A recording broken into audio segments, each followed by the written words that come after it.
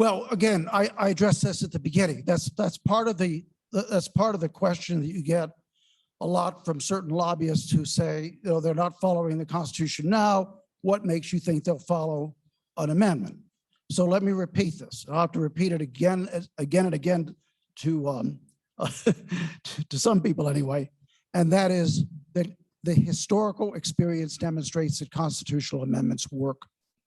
That there are, as Barry Polson just said, very significant costs if you can demonstrate that a member of Congress is flagrantly violating the Constitution. I mean, when was the last time you saw the Congress passing legislation abolishing free speech in the United States?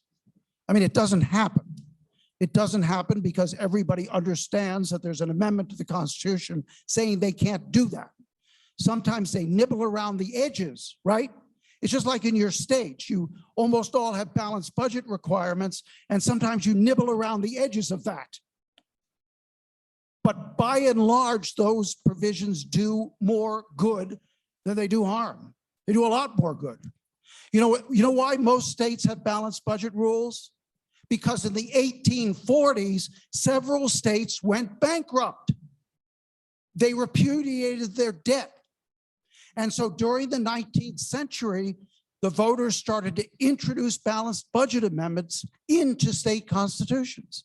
And we've not had a state bankruptcy since.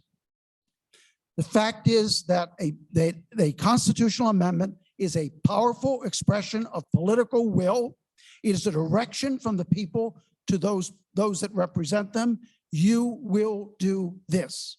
And I'm not a psychologist, but I can tell you as a matter of practical experience, whatever the reason, constitutional amendments work.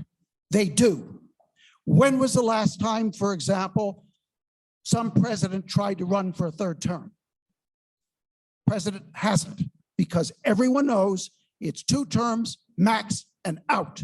And that is because we adopted the 22nd Amendment in 1952.